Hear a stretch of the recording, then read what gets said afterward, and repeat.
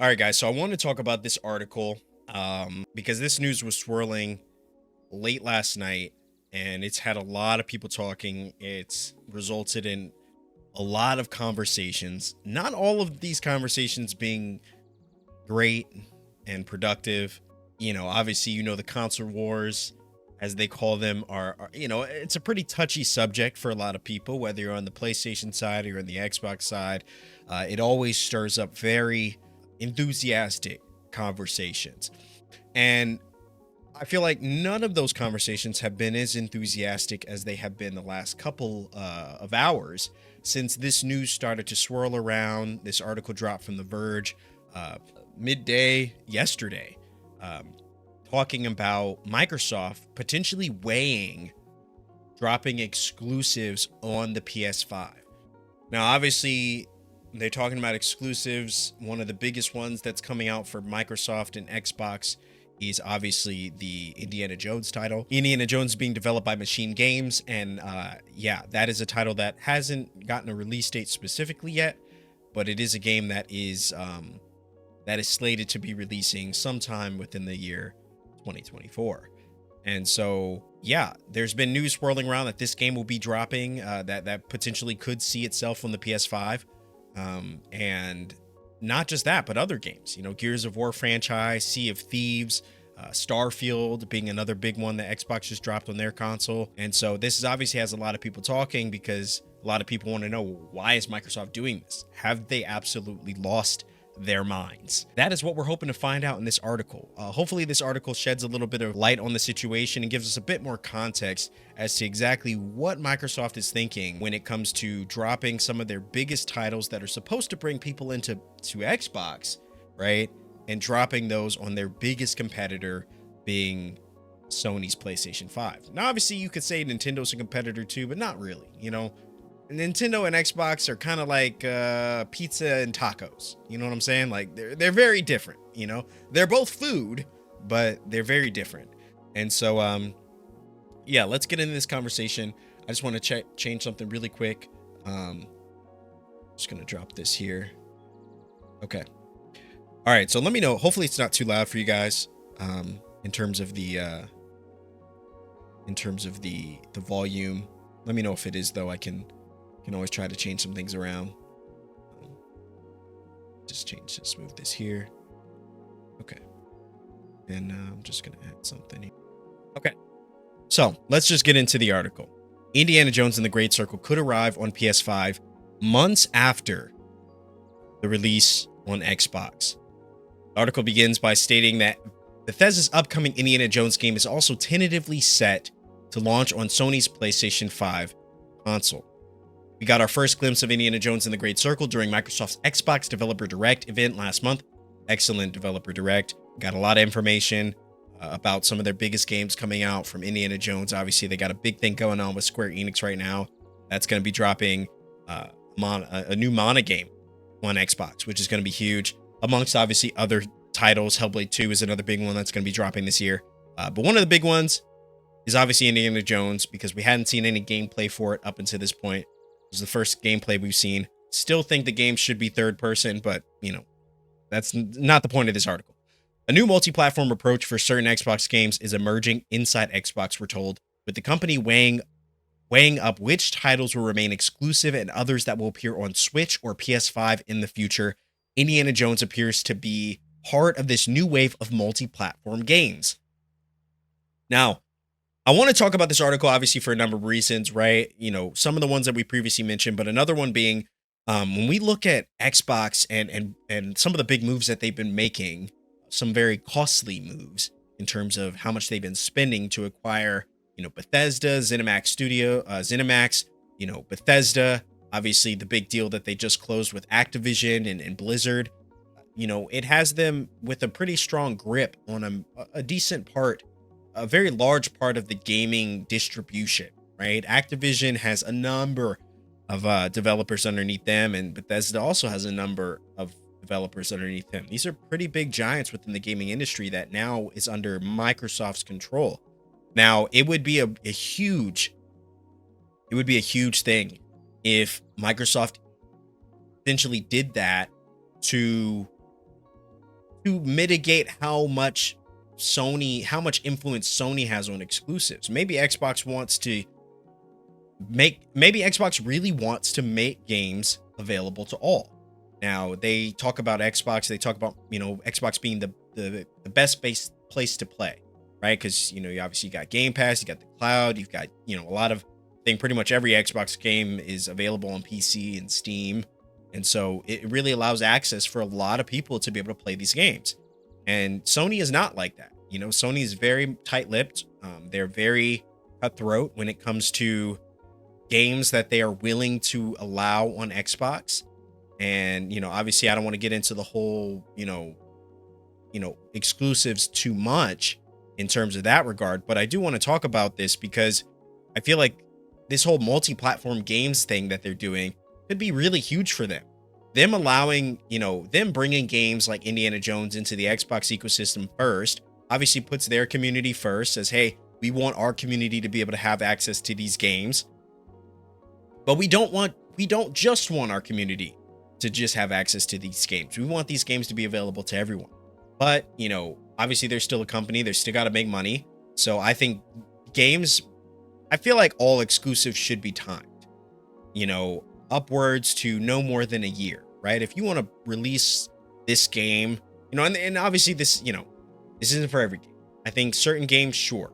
You want to have something that's kind of your mascot, right? Ratchet and Clank being played on an Xbox would feel weird. It would feel weird because my Ratchet and Clank very much is like a mascot for Sony.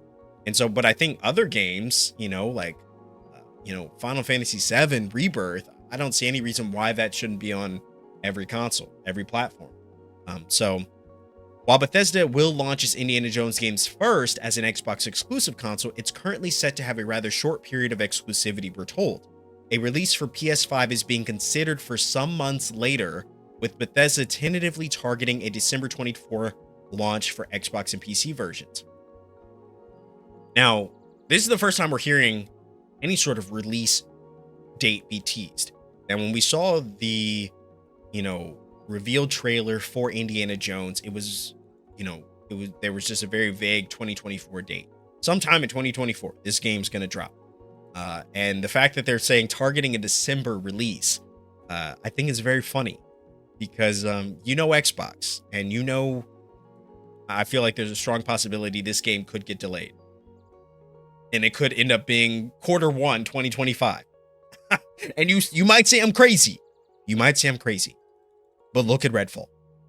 And look at Starfield. Both of those games I'm pretty sure got delayed multiple times, especially Starfield, with continued promises of when the game was going to release, and the release dates and the release windows for those games became more and more vague as time went on, to the point where it almost felt like there was just radio silence with in terms of news surrounding the release dates for those games. And we finally got it, in 2023. And that resulted in, up until 2023, we had been told that those games were going to release by June 2023. But when we finally got information about Redfall, and that game was releasing in May, it was all but certain that Starfield wasn't going to release in June, wasn't going to release in July, still too close to when Redfall released. And so ultimately we knew that game was going to get a, delay as well. So I say all that to say, it's very possible that, December 2024, I don't know, it feels like a weird time for a big title like this to release. I feel like big titles typically, they want to get released. They want to get released by November at the latest, because they, developers and people behind the business side of this, they want that game on your Christmas list, right? They want that game to sell. When you put this game in a December window, I mean, it leaves very little time for those Christmas sales to rack up, so exact timing and platform availability for Indiana Jones and the Great Circle could change, particularly as Microsoft's new multi-platform approach for Xbox game hasn't been finalized. Microsoft has been evaluating bringing certain Xbox exclusives to PS5 and Nintendo Switch in recent months. Sea of Thieves and Hi-Fi Rush have both reportedly been under cross-platform consideration, and we understand Microsoft has also looked into bringing other Xbox games to rival consoles. Again, I don't necessarily consider Nintendo a rival console for any of them, right? I think in terms of specs, in terms of graphics, in terms of the games that Nintendo puts out, I kind of just feel like they've always been a league of their own. Obviously you look at the PS5 and Xbox Series X and S, and both of these consoles are really trying to, they're trying to push fidelity and push, and streamline the user experience through no load times, through faster load times, through better graphics, right? Through more immersive gameplay. And Nintendo's not really, they're not really about that. You know what I mean? I mean, look at the Switch, right? The Switch is about what, 6-7 years old at this point. The best it can do is 1080p docked, 720 undocked. I think a lot of people had concerns about, their last biggest title, which was Tears of the Kingdom, and whether or not the Switch could even run that game. I don't know what kind of wizardry they were running with, but that game runs beautifully. And now they're still, now when you think about, I think it's great that that game got pushed out the door and was able to run as smoothly as it was, given how massive that world is, and more importantly, just how old the Switch is. And so I say all that to say, I've never really considered Nintendo to be a competitor to either of them. I think it's great that certain Xbox games get released on Switch. I don't know, do any PS5 games get released on Switch? Obviously not the, mainline titles, right? You wouldn't see God of War running on a Switch. I mean, I don't even think that's possible. But, you probably see some indie games running, on Switch. I think Bastion. Now, Bastion was an indie game that I really enjoy. Highly recommend if you haven't played it. But Bastion was a game, I think was it released on Xbox first, and then eventually was released on other platforms. And I have it downloaded on Switch and PlayStation and my Xbox. Love Bastion. Great game. But yeah, I've never considered Nintendo Switch to be a competitor. But yeah, Xbox, PS5. Yeah, the fact that you could see Sea of Thieves and Hi-Fi Rush be released on PS5, that's huge. Hi-Fi Rush just dropped a year ago. And so, again, if this multi-platform thing is what I think it is, I mean, we're looking at, massive Xbox titles dropping on PS5, maybe upwards of a year out after release. Could we see Indiana Jones drop 6 months to a year after it's released on Xbox? I mean, I think that's great. I think that still provides value to the consoles, right? That, hey, if you want to play Indiana Jones, you want to play it right now, you're going to have to play it on Xbox. But if you want to wait, this game, we shouldn't gatekeep this game. This game should be available to all players, but you'll have to wait 6 months, a year, before, until we decide that we want to release it on other platforms.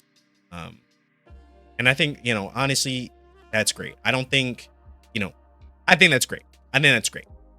This tweet by Tom Warren, this was dropped a couple weeks ago, and he says, I can confirm that Hi-Fi Rush data mine is legit, and these t-shirt texture files are in the game. It looks like Hi-Fi Rush is coming to PS5, as you can see in the blue, as well as the Nintendo Switch, which would be, that's pretty good. Hi-Fi Rush is a game that I still haven't played, but I really want to. I really do. I really want to. There's just so many games that came out in 2023, I just never got around to it. We're told that Hi-Fi Rush announcement for non-Xbox platforms is expected in the coming weeks. Datamine Game Assets hinted at a release for PS5 and Nintendo Switch earlier this week. Xbox Era is also reporting that Microsoft is planning to bring Starfield to PS5 following the release of the game's Shattered Space expansion for Xbox and PC. I don't know when the Shattered Space expansion drops on Xbox and PC. I would assume it's sometime this year. And it looks like after that comes out, we'll see Starfield on PS5, which would be incredible. Would be incredible. Last year, we learned during the FTC versus Microsoft case that Indiana Jones and the Great Circle was originally planned for multi-consoles, as well as Starfield, I'm pretty sure. I think Starfield was originally planned for multiple consoles as well before until Xbox bought them out and said, no, you're going to focus on Xbox. Pete Hines, Bethesda's former head of global publishing, testified that Disney had a contract for multiple consoles and that the deal was amended to be an Xbox exclusive after Microsoft acquired Bethesda. Hines put a change down to potential delays in bringing the game to multiple consoles, adding that you're dealing with a licensor who's going to have a ton of feedback, who's going to have a ton of feedback on what you're making, add a lot of time to your schedule. And Indiana Jones launch on PS5 would certainly be a surprise, but we're told there's an intense debate internally at Microsoft over which Xbox games to bring to rival console.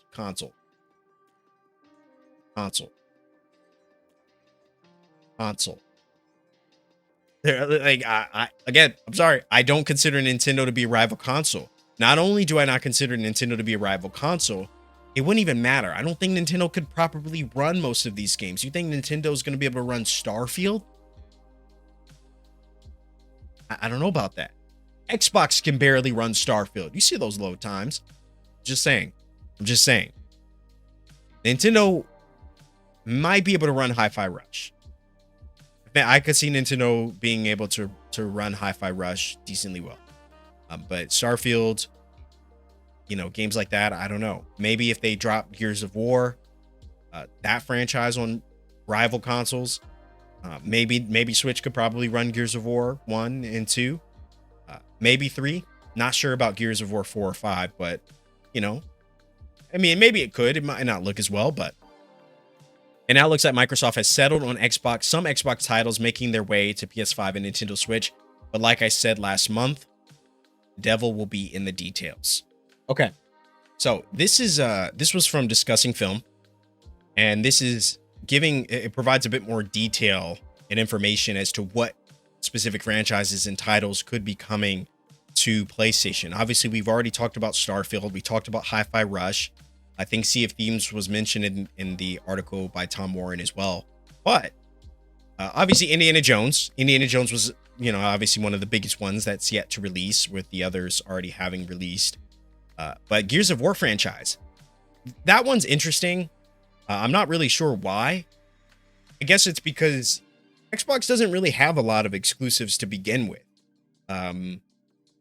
Notable exclusives. Obviously, there's always the talk about Gran Turismo versus Forza. I've always felt like Forza was such a niche game. I mean, if you like racing games, great.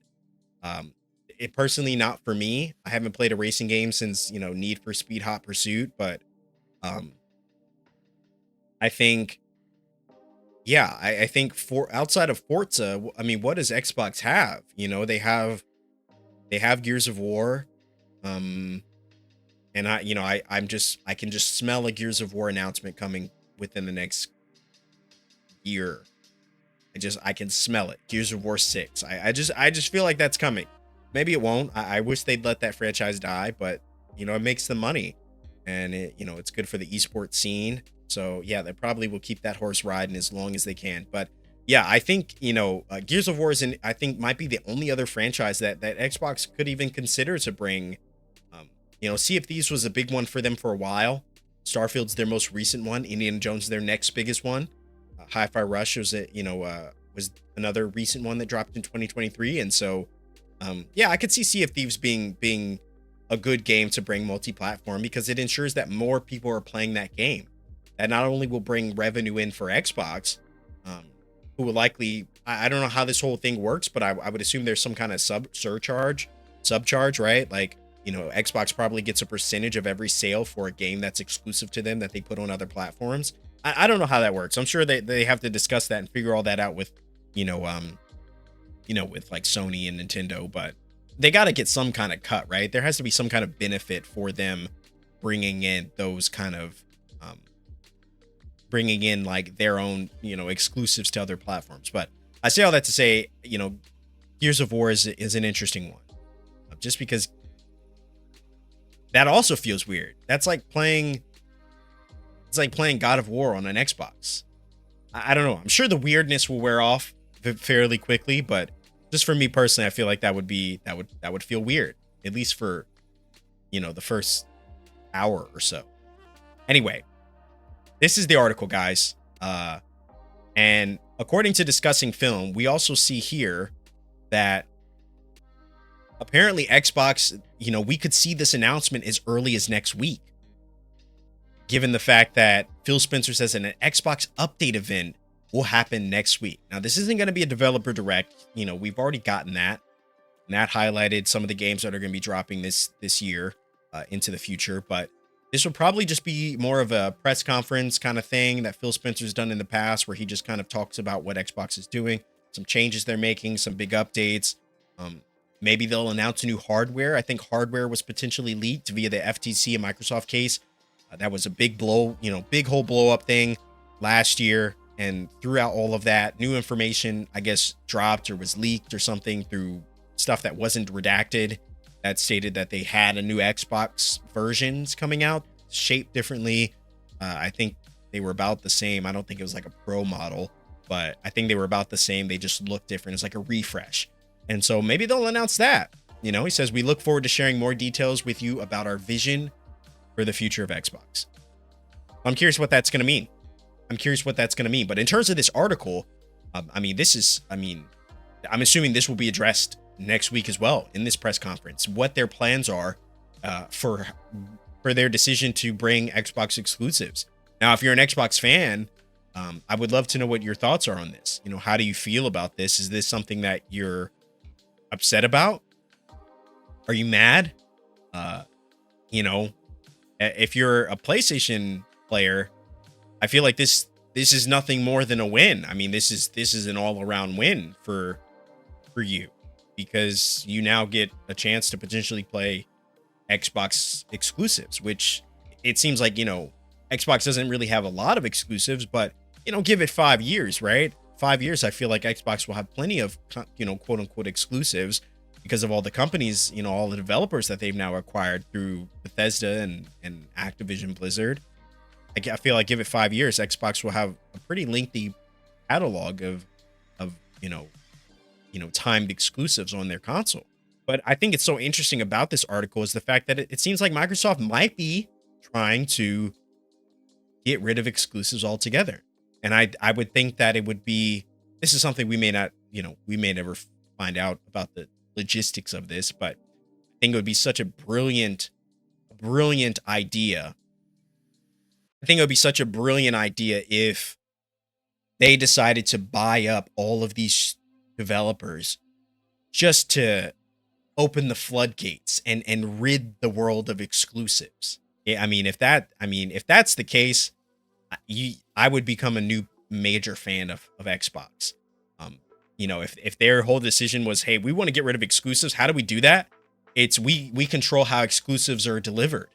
And if we buy up these publishers and buy these companies that have all these developers underneath them, under their umbrella, we can now control more of how exclusives are doled out. Again, this only continues to bring value to Xbox, because they would then they'd have more of a say on how exclusives are doled out, when they're doled out. And if they really are about allowing players to play wherever they are, no matter if you're on PlayStation or not, then giving players that opportunity, even if they decide to only stay with PlayStation, I think it's still nothing more than a good look for Xbox. I think it only looks good on them to allow that sort of, to say, hey, you may not want to play on Xbox, but you deserve to play Sea of Thieves. And you may have to wait a year from the release of some of these titles like Indiana Jones and, whatever they come out with next. You may have to wait a year. Maybe you only have to wait 6 months. But you should be able to play these games. Now, again, this doesn't mean that every game is going to get this treatment, right? I think there are certain games that Xbox will try to hold close to their chest, games that will be extremely profitable for them.